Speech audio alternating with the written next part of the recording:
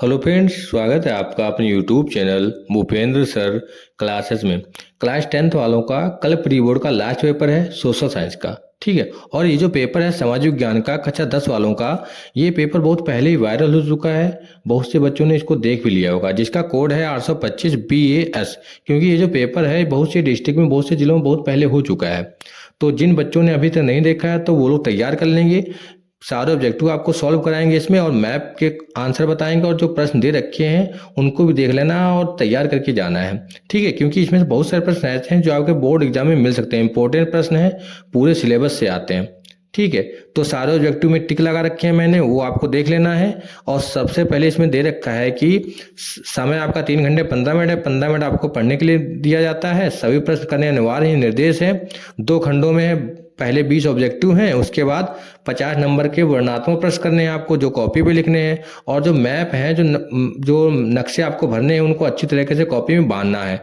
और मैप की जगह पे भरने के लिए दृष्टिबाधित जो स्टूडेंट हैं उनको प्रश्न उत्तर उसी के करने हैं। जैसे पहला इसका प्रश्न दे रखा है, फ्रांस की क्रांति कब हुई थी। फ्रांस की क्रांति जो है, बी ऑप्शन इसका सही हो जाएगा, 1789 ईस्वी में हुई थी। कब हुई थी? 1789 ईस्वी में। दूसरा प्रश्न दे रखा है, जर्मनी के एकीकरण का जनक कौन था। तो सी ऑप्शन सही हो जाएगा, बिस्मार्क। इसमें जो रेड पेन से लगे हैं वो सही हैं, जो ब्लू पेन से लगे पहले छोटे छोटे वो गलत दे रखे हैं कहीं कहीं पे। ठीक है। तीसरा प्रश्न है, भारत का पहला लौह इस्पात संयंत्र कहाँ स्थापित किया गया। तो सी ऑप्शन है, जमशेदपुर। दूसरे का था सी, बिस्मार्क। तीसरे का भी सी, जमशेदपुर। अंतरराष्ट्रीय विश्व बैंक की स्थापना कब की गई। डी ऑप्शन है, 1944। विश्व में आर्थिक महामंदी कब आई। तो इसका आंसर है बी ऑप्शन। इंग्लिश वाले में लग गया लेकिन आंसर बी ही है, 1929। बी ऑप्शन सही है। छठे का है, कॉर्न लॉ किस देश से संबंधित है। ब्रिटेन से। हिंदी हिंदी जो है कैसी भाषा है। सी ऑप्शन सही इसका, राजभाषा। छठे का क्या था? डी ऑप्शन था, ब्रिटेन। सातवें का सी ऑप्शन है, राजभाषा। ठीक है। तो ये आपके प्रश्न हो गए। जो रेड वाले लगे हैं वो आपके सही हैं। छठे का है डी ऑप्शन, ब्रिटेन। सातवें का सी ऑप्शन है, राजभाषा। ठीक है। बहुत अच्छे अच्छे प्रश्न इसमें दे रखे हैं। आठवां प्रश्न है, जनसंघ की स्थापना कब हुई थी। 1951 में। ऑप्शन नंबर ए सही है। निम्न में से किसका संबंध लोकतंत्र से नहीं है। तो डी ऑप्शन इसका सही है, बहुसंख्यकों का शासन। 10वां है, भारत के संविधान में महिलाओं के लिए आरक्षण की व्यवस्था है स्थानीय संस्थाओं में।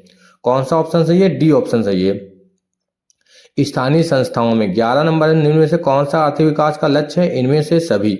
रोजगार भी है, उपभोग में वृद्धि, स्वतंत्रता, और डी है इनमें से सभी। तृतीय क्षेत्र का व्यवसाय है बैंकिंग।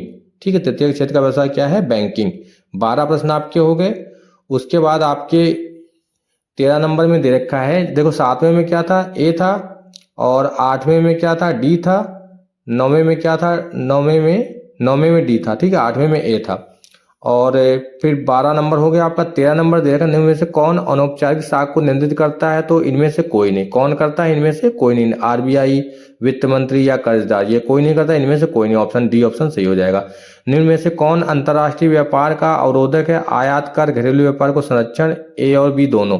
तो इसका सी ऑप्शन हो जाएगा, ए और बी दोनों। उपभोक्ता शोषण का एक रूप है। इनमें से सभी।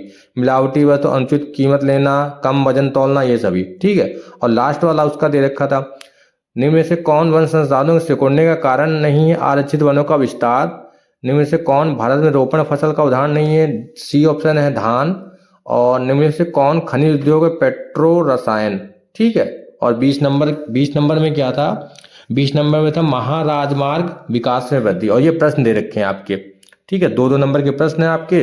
2 + 2 4-4 नंबर के हो गए। आर्थिक महामंदी के 2 प्रमुख कारण, लोकतंत्र की 4 विशेषताएं, या अथवा करके ऐस क्या होते हैं, प्रबंध क्षेत्र का विकास क्षेत्र, इस प्रकार से बताना है।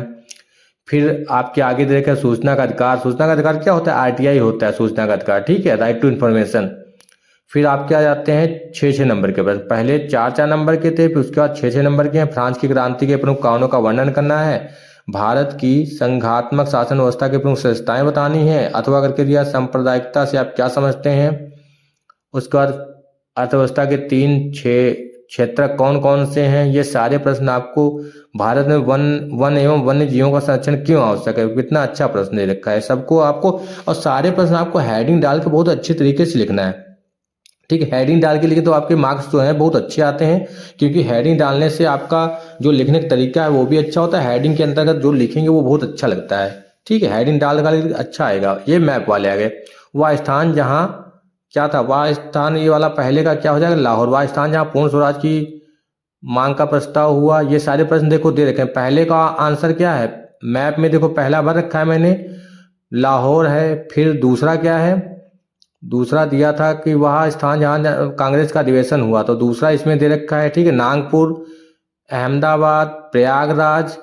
ठीक है, और पांचवा क्या है, पांचवा अहमदाबाद है। ठीक है, अमृतसर है, जलियांवाला बाग कहाँ हुआ था, तीसरे में अमृतसर। ये सारे प्रश्न आपके दे रखे हैं। आगे जो वो वाले हैं आपके, ठीक है, इसमें के भी आपको जैसे भूगोल वाले नहीं है, भूगोल वाले उसमें भरना है कि एक निशान बनाना है आपको, दक्षिण भारत का सॉफ्टवेयर कंपनी बनानी है कि कहाँ है।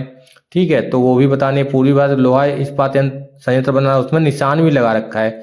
ठीक है, तो ये सारे प्रश्न आपके दक्षिण भारत में स्थित तापीय ऊर्जा संयंत्र निशान से बनाना है। ठीक है, ये भी सब आप, ये कोलकाता है। और छत्तीसगढ़ की राजधानी क्या है, रायपुर। छत्तीसगढ़ की राजधानी क्या है, रायपुर। ये आपका देख यहाँ पे लिखा है। पूर्वी भारत का अंतर्राष्ट्रीय हवाई पत्तन बताना है। ठीक है, तो ये भी आपका यहाँ पे बना रखा है। ठीक है, पूर्वी भारत का क्या है, हवाई पत्तन। उसके बाद ये आपके ए और बी ए दृष्टिवादी छात्रों के लिए है।